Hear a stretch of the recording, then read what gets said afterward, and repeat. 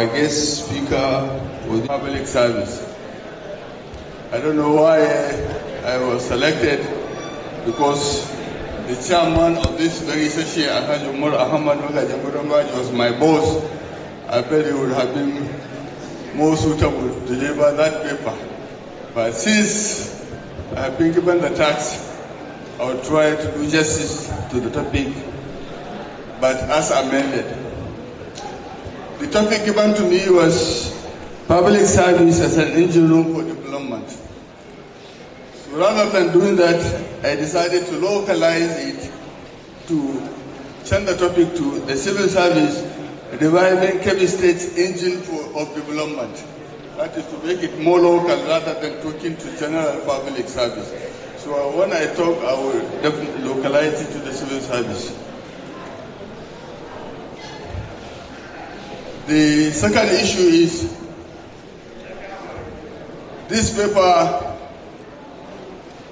was put as the last paper after about 9 other papers relating to various economic sectors, education, agriculture, were discussed, and I was given to speak as the last person on public or civil service. I don't know whether it was deliberate or by accident, because I believe that this paper is the fundamental in the implementations of all ideas, canvassed or recommendations made by the all previous papers. Because as Professor, the Vice Chancellor of Alhaji University said, the human factor is more important in development than any other thing. Without human beings, you cannot develop. So with our civil servants, there is no way we can implement all the recommendations that have been made today. So certainly it's a good thinking that this paper should be placed at the last paper so that it will get the other issues to be implemented. I said, yet one fundamental question remains: who will transform these brilliant ideas into reality? The answer is certainly public and civil servants.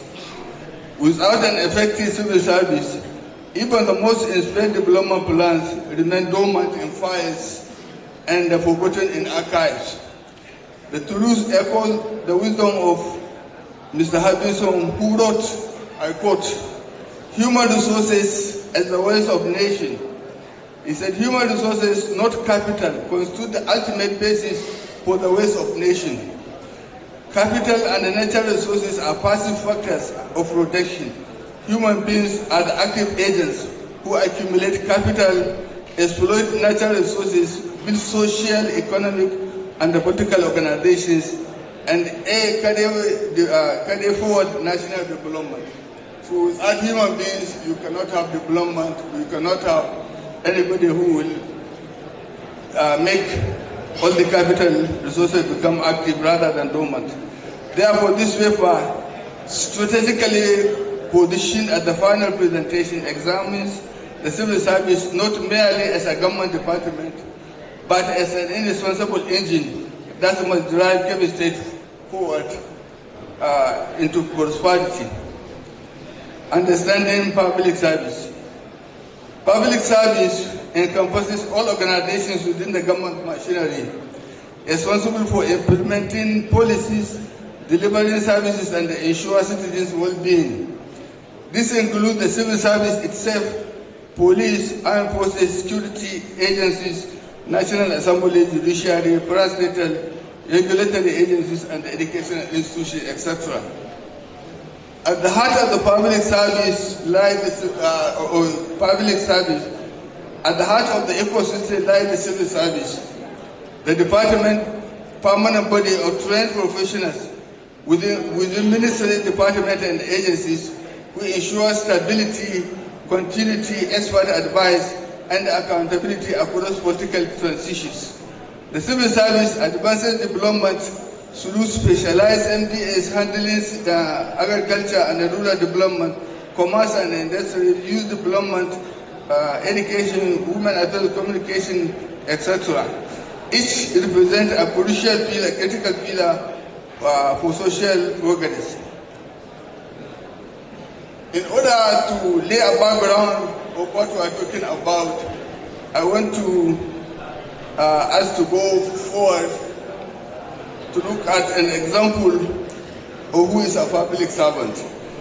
To understand the principles that should guide our civil service revival, we draw heavily from the experiences of Alhaji Madakin Gondu, a towering figure in Nigerian public administration, whose career spans most of the transformative periods of our national governance history. You remember that Alhaji Idris Koko wrote a book, his autobiography, some few years ago, Civil Service and the Governance in Nigeria. And we will learn a lot if we are able to read that book. As we go along in this paper, you will see some of the reasons why I cited this book as a reference point for us to revive the civil service. Historical journey, that is the history of the civil service in Nigeria. The civil service in Nigeria was introduced in 1862 by the colonial masters when the Lagos was conquered. And that's the introduction of the civil service. Afterwards, various efforts were made to transform civil service in according to the situation the colonial found themselves.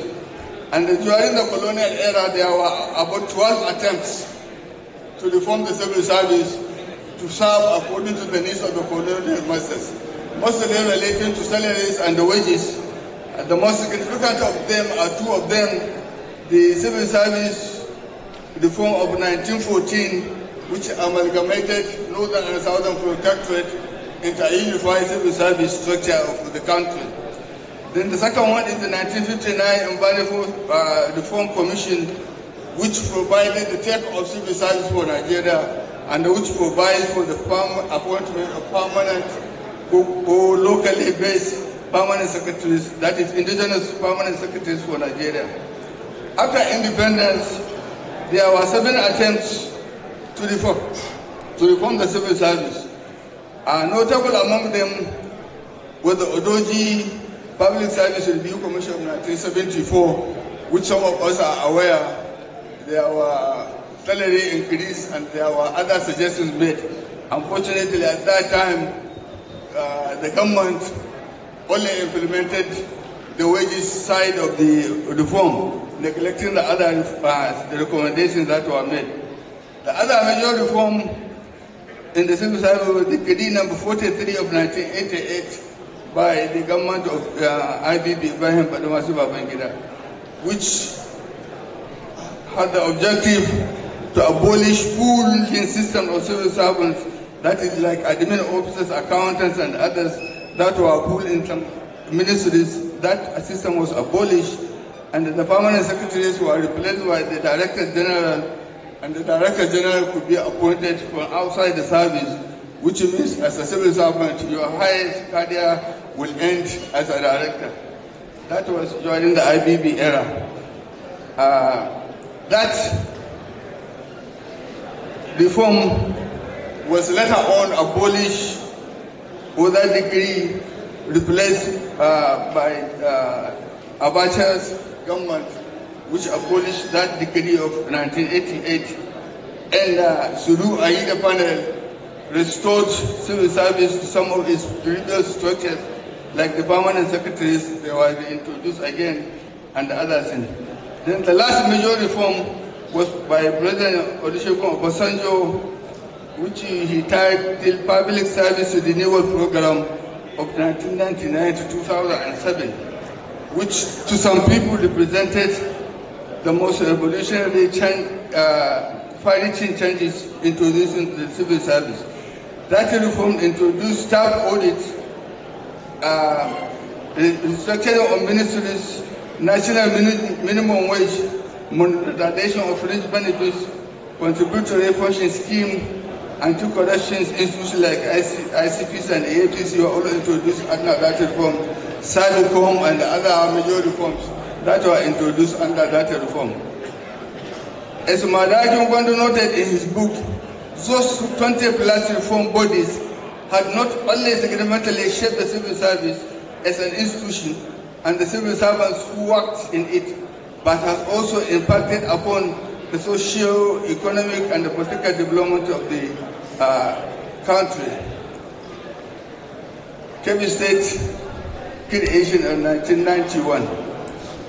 Kebbi State was created from Sokoto State on the 27th August 1991. During that by the administration of General Ibrahim Babangida, I decided to divide the two periods from military era and the civilian era. During the military era, which was the take-off period for the state, when the state was created, there was concerted effort to ensure successful take-off of the state through established core institutions, created fundamental ministry departments and agencies necessary for state governments, and the other recorded achievements by the military regime to ensure proper take-off of the state. After that, the 1999 democratic transition and expansion and the challenges. The transition to democratic governance in 1999 marked a new chapter for Kebbi State civil service. Over the last 25 years, there were so many achievements also recorded to reform the civil service one way or the other. Institutional expansion, the democratic government support, service delivery, evolution, capacity building, technology integration, and the recruitment of staff and other actions taken during the civilian era. Despite these achievements, Kebbi State civil service has confronted numerous obstacles that have limited its effectiveness as an engine of development. These challenges mirror national patterns, but carry specific local dimensions that require targeted interventions. The role of the civil service. I simply categorize the role of civil service into 8 groups. The first one is policy initiation and advisory, that is providing expert counsel on policy implementation and options available to the government. The second one is policy execution, that is implementation of decisions taken by the government, by the cabinet or by the political leadership. Institutional memory, that is preserving knowledge of past decisions, procedures, and the lessons learned. National unity, serving as a unifying force during crisis and the national transitions. We know what happened during the early 1960s and the early 70s during the political crisis. It was the civil servants that managed the federation to continue the governance. The government embodiment, that is presenting state authorities through daily citizen interaction, social service provision, delivering education, healthcare, water, electricity, and the others as essential amenities for the people. Economic contribution, creating employment, facilitating infrastructure, and generating revenue. And finally, governance for session management, shaping public opinion of government through efficiency, fairness, and integrity. These are, in general terms, what I term as a function of the role of civil service in the state and in effect in the country. This continuity function cannot be overstated. Without stable civil service, each new administration will start from scratch, wasting precious time and resources. The civil service ensures smooth government transition and uninterrupted essential services. The institutional memory that prevents costly repetition of past mistakes. The golden era of the civil service. To understand how far we have fallen, we must remember when Nigeria's civil service was the pride of Africa. Alhaji Koko, reflecting on this tenure as head of service of the old Sokoto State, which included present-day Kebbi and Zamfara, presented a striking picture of the golden era. What made it work? Idris Koko in his book said there was judicial management of resources. We have dignified conditions of service for the civil servants. We have professional integrity, transparent process, that is what we call due process now in dealing with issues. Then These are the major issues he raised as the reason why the civil service then in the early 60s, 70s and others was considered as a respected institutions in Africa. Early post-independence Nigerian civil service commanded respect for professionalism, efficiency and adherence to the rules. Civil servants played pivotal roles in nation building, ensuring smooth governance operation and leading policy formulation through the political crisis and military leadership periods extending into mid-1970s. This era produced comprehensive development plans for socio-economic, infrastructural and industrial advancement of Nigeria. We recall that we had the development plans, first development plan, second development plan, and third development plan, which was truncated by the military after the military coup. The turning point. The turning point for public service started in 1975 when the civil service was purged by the military during the era of Murtala Muhammad. By 1979, even the head of service, Madaka Gimbondo, observed that salaries and the wages were beginning not to keep pace with the rate of inflation. Economic difficulties necessitated austerity measures culminating in December 1986 overthrow the Shagari administration. The recent has continued despite numerous reform attempts up to now. Madaki Gimbondo wisdom on reforms remains relevant. As for the population of this country increases, responsibilities of government tend to expand. Consequently, reforms of the civil service become inevitable in order to meet increased demands for improved service delivery from the citizens. He defined reform as a deliberate policy and actions to alter organizational structure, processes and behavior in order to improve administrative capacity for efficient and effective performance. Yet, he acknowledged a troubling reality. All the reforms were directed towards achieving a result-oriented, effective, efficient civil service. Unfortunately, the objectives are still far away from being achieved. After every reform, there arose new set of problems. Hence, the need to fine-tune some aspects of the previous reforms. The pattern continues up to today, inclusive of Kebbi State. The current challenges, the current crisis that is challenges facing the civil service.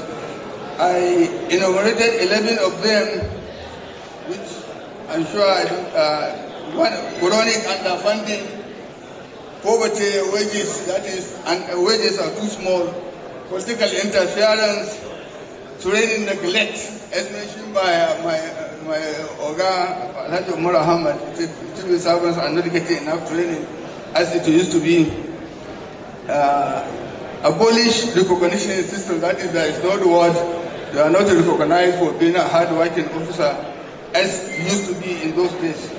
The disciplinary collapse in the civil service, power centralization, severe understaffing. You know, when we came to Kebbi State here, there were, in the year 2000, embargo for recruitment was placed on the civil service, and I think it continued up to today.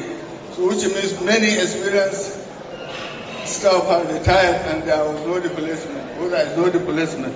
So the service is well and understaffed for both quality and the quantity. Endemic corruption, which I don't have to explain much, nepotism, which we know what it means. These challenges created a vicious circle where the civil service cannot function as the required engine for socio-economic development. Without urgent intervention, Kebbi State development aspiration will remain frustrated regardless of policy quality. The way forward, recommendations. For us, we also recommended made recommendation about 7 or 8 areas. The first one is to deal with the manpower. If we have to have the right manpower at the right time, at the right place. We need to involve, or what we call, strategic manpower planning. Effective planning requires understanding current capacity versus actual needs through the following. Manpower planning, which means we should conduct comprehensive inventory of the existing staff across all MDS, documenting qualification, experience, current development, and the gaps. The second stage is to work out manpower forecasting, project short and long-term requirements based on the state development priorities, population growth, and the service delivery standard. Number 3, gap analysis and action plan. That is, develop targeted strategies to bridge the gap between the inventory and the forecast. That is, if you have the forecast, then what is there in the inventory, you build the gap through recruitment, promotion, posting, training, etc. The state should commission an immediate comprehensive manpower audit to establish baseline data for planning. Number 2, comprehensive training architecture. Revive the training culture through induction programs, that is, for new entrants into the service or for those who have been promoted to higher grade, SS Alhaji Umar Ahmed. Advancement training, that is where somebody will go for training for 2 or 3 years to earn higher qualification, that will require advancement. But that training must be relevant to your job. If you are an accountant, you want to go for training, it has to be on accounting courses, which will enhance the value of your performance when you return. Proficiency course training enhancement for just specific components, particularly on ICT, project management, financial administration, and the modern governance tools. We are in modern era, so we have to train our civil servants to also become modern. That is, to move them from analog to the computer age. Statutory training. There are trainings that one has to attend before he is promoted. For example, in those days, if you are employed as a clerical assistant, you must go for a course to qualify to be promoted to clerical officer. For clerical officer, you must attend another course to be promoted to AEO. Such courses also should be encouraged. Without well-trained, knowledgeable civil servant, Kebbi State Government will remain a marriage. Civil service examinations. We also recommend that civil service examinations be introduced in the state. And this will ensure officers understand civil service rules and the regulations. Because if you are going for an examination, you must read the books. And by reading the books, you become acquainted with the content of the book. Create competency standard for advancement, promote mediocrity over political connections, meritocracy over political connection, professionalize the service, and restore respect for expertise.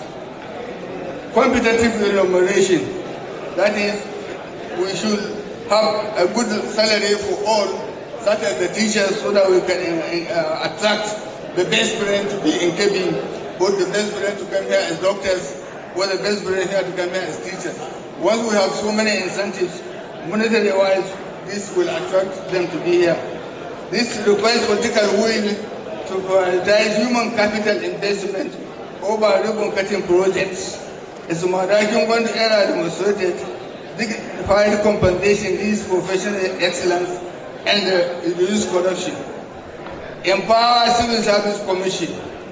Civil Service Commission should be strengthened by appointing experienced principal and retired officers with proven integrity to leadership position, providing adequate funding and modern equipment for effective operation of the CSC, guaranteeing genuine autonomy for political interference, restoring its constitutional role as a guardian for civil service integrity and professionalism.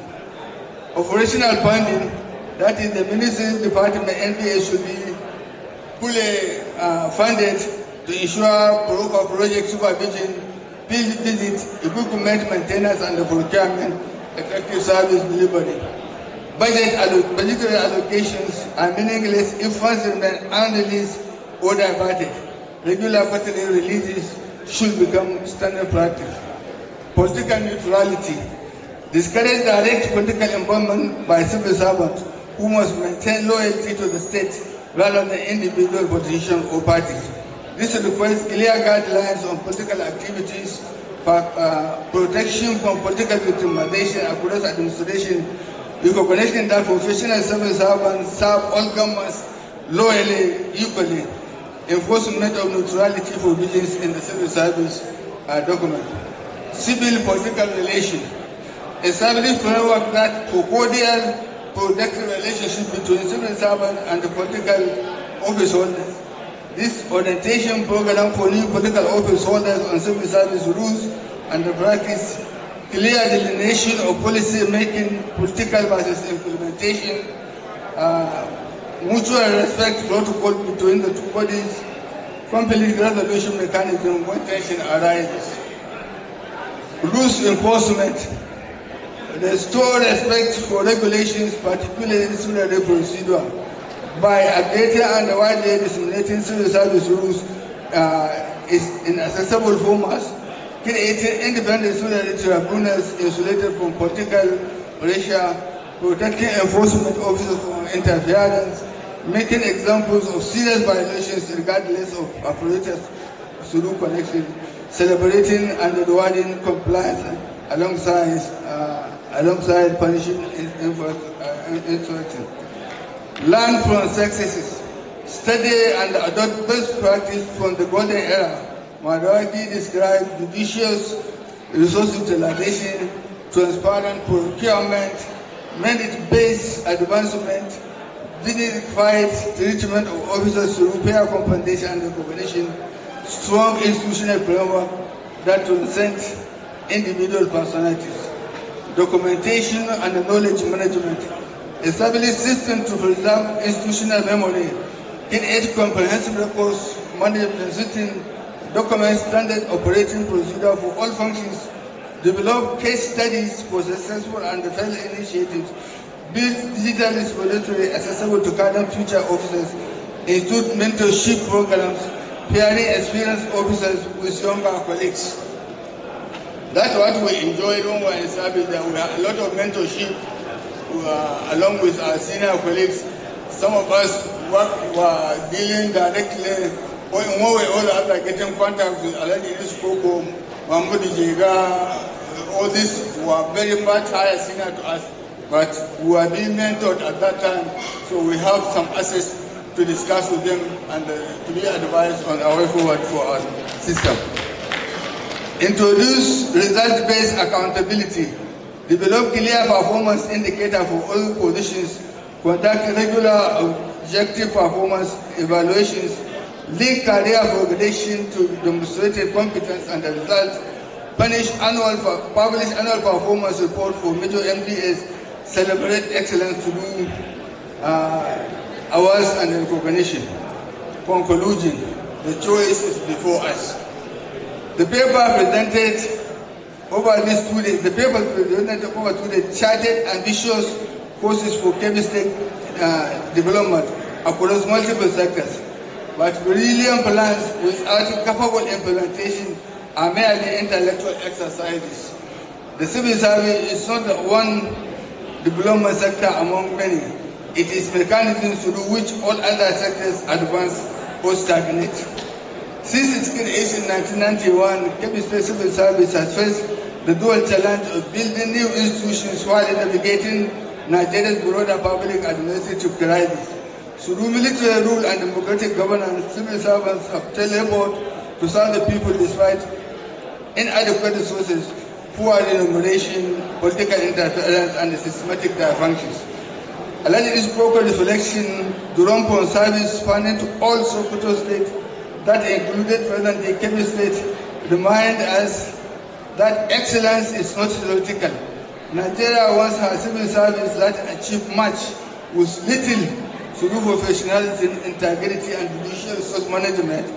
We now have more resources but achieve less due to systemic dysfunction. The challenges are severe but not insurmountable. With political commitment, adequate investment, and systematic reform implementation, Kebbi State civil service can bounce back. The question is not whether revival is possible, but whether we possess the collective will to make it happen. Every policy discussed on this forum, agriculture, education, etc., depends entirely on civil servants for implementation. If we fail to make this engine room, no amount of policy brilliance will move our state forward. Madawaki's Gondo era demonstrated what is possible when civil servants work in an enabled environment.